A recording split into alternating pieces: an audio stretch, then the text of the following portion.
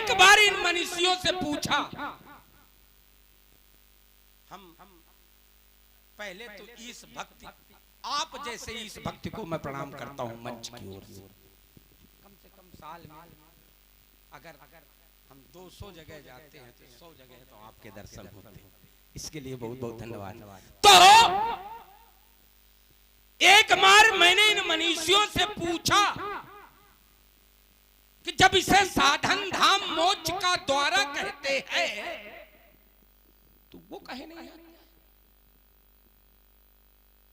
आपने बताया वो आते हैं। हमने कहा कब?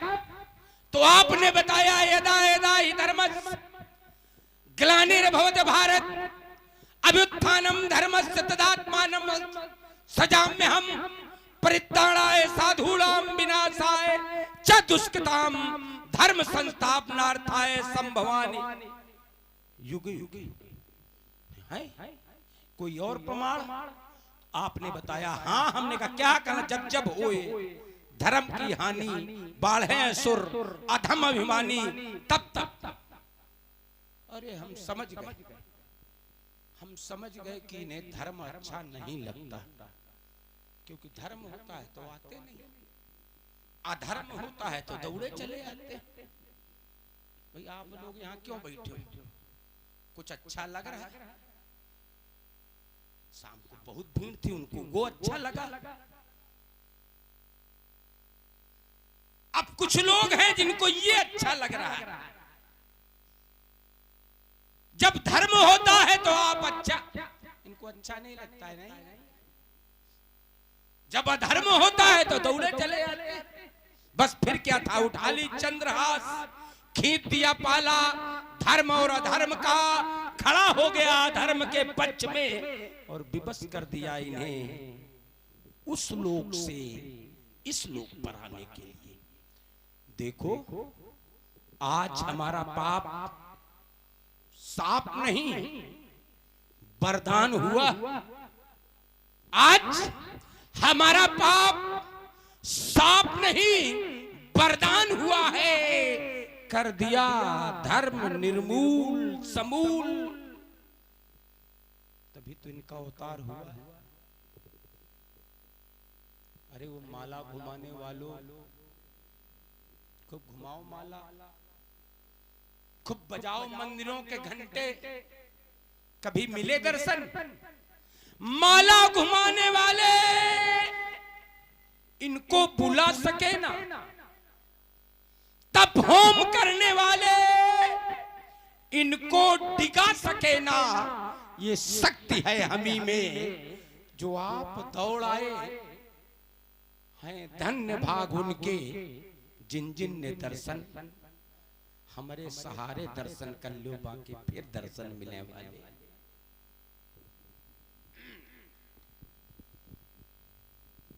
पहचाना? अरे आप तो सबका पहचाना था, सबका। अरे इन्होंने पहचाना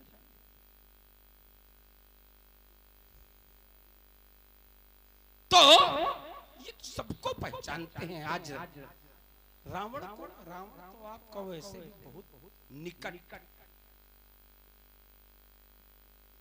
हाँ, द्वार पार हरि के प्रिय दो, बहुत निकट,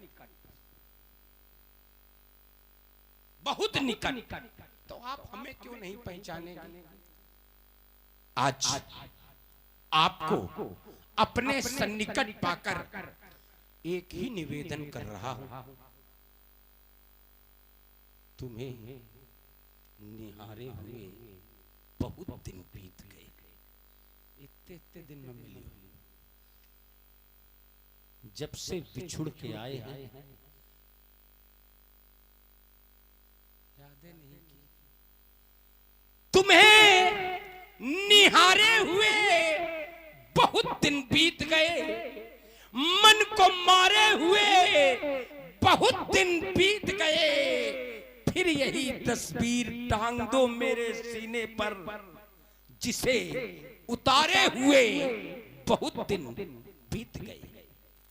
रघु आज आपको अपने सन्निकट पाकर न मालूम क्यों मेरे विचारों में अनायास परिवर्तन हो रहा। यद्यपि ये मेरा स्वभाव नहीं, स्वभाव क्या है, होए भजन नहीं तामस देहा, लेकिन फिर भी न मालूम क्यों आज आपको देखकर मेरे विचारों में अनायास परिवर्तन हो रहा है। तो मैं याद आया, आप कहते हो सन्मुख होए जीवमय जबहि, तो जन्म कोटि अगनासो, करोड़ों जन्म के नाश कर सकते हो, हमारे तो एक जन्म के। तो मैं उन परिवर्तित विचारों को आपके इन चरणार विंदों में समर्पित कर रहा हूं। चाहता ये कि चुप कान लामन दो, काने में कैले नी लोग सुन न पावे। अगर सुन लेंगे तो सब समझ जाएंगे कि मिली भगत है, नूरा कुश्ती है। तो कहता हूं कुछ मन की बातें, ये तुम जानो या हम जाने। ये माया में छुपे हुए प्राणी, ये भेद भला क्या पहचाने। राघव मेरे मन के भाव तुम्हारे इस मन पर भी लहराते होंगे, और कभी तुम्हारे चरण लंकगढ़ आने को बुलाते होंगे। मैं तो सपनों के दर्पण में देखा करता रूप तुम्हारा। सच कहना राघव, क्या अपने सपनों में तुमने मुझको कभी निहारा? हाँ, मन पर क्या विश्वास किसी का, जो भी देता प्यार उसी का। फिर भी मेरी सुध के बादल तुमको आधी रात रुलाते होंगे, कभी तुम्हारे चरण लंकगढ़ आने को बुलाते होंगे। कहें राघव कहें, जिससे शांत हो मेरे मन की पिपासा, या ये कह दूं अपनी अमृतमयी वाणी की कुछ बूंदें टपकाकर इस तपते हुए रेगिस्तान में कुछ तो शांत प्रदान करो राघव, कुछ तो शांत प्रदान करो। श्री रावण जी, आप कहते हैं कि मेरे सन्निकट आकर के आपके हृदय में परिवर्तन हुआ है, और आपने बताया कि सन्मुख होई जीव मुझ में। निश्चित रूप से ये बात सर्वथा सत्य है। जब कोई व्यक्ति मेरे अनुकूल हो जाता है तो उसके समस्त पापों का विनाश होता है। और क्यों ना हो, जब व्यक्ति अनुकूल हो जाता है तो वो एक छोटे बालक के समान हो जाता है, और छोटे बालक के हृदय में कोई विकार नहीं होता, और उस बालक की रक्षा करना ये एक माता का परम कर्तव्य होता है। वही भाव आपने भी प्रस्तुत किए हैं। निश्चित रूप से आपके कारण ही आप कहते हैं कभी तुम्हारे चरण लंकगढ़ आने को इतराते होंगे। निश्चित रूप से आपके कारण ही तो मेरा आगमन इस धराधाम पर हुआ है। राघव, आज न मालूम क्यों एक जिज्ञासा जागृत हो गई।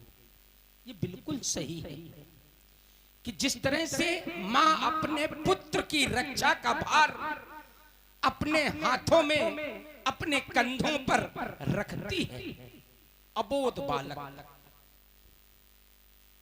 तब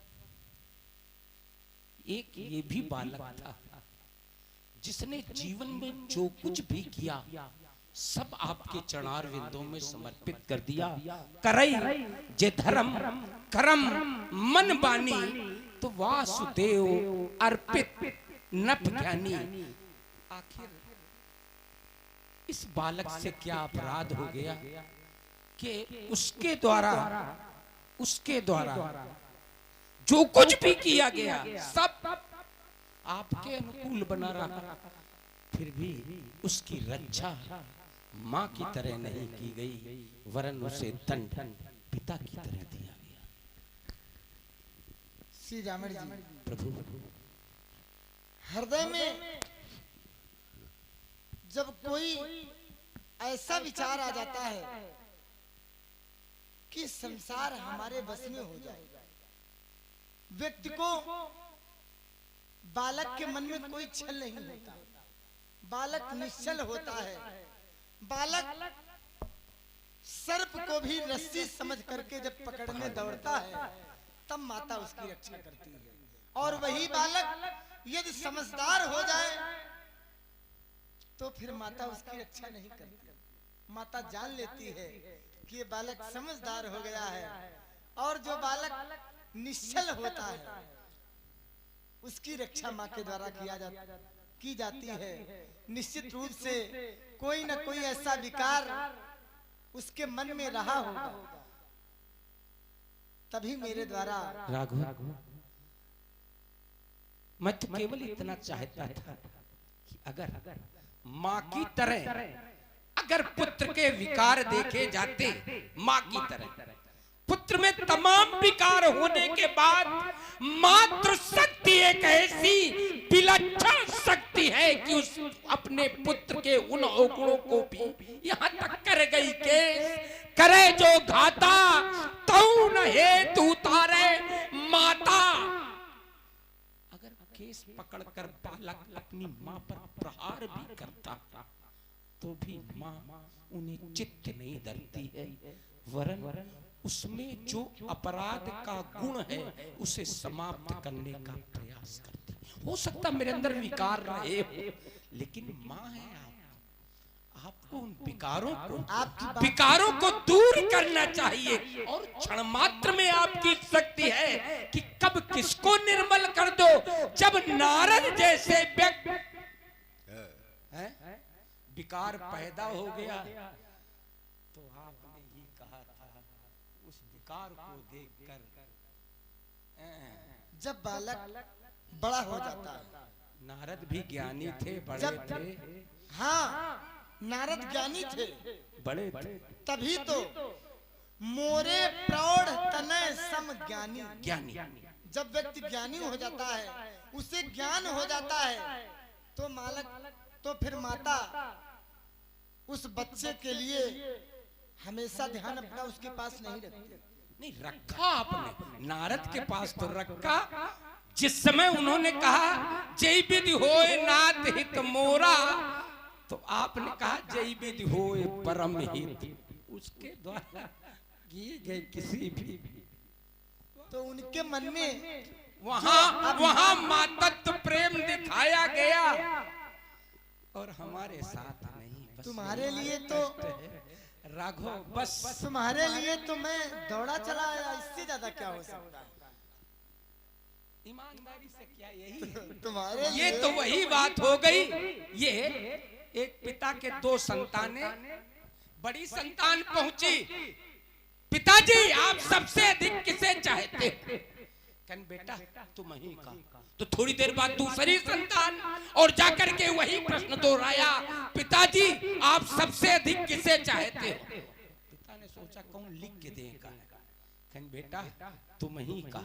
आज रावण मिल गया तो कहन तुम्हारे लिए वहां से दौड़ा चला आया, और कहते हो धेनु विप्र सुर संत हित।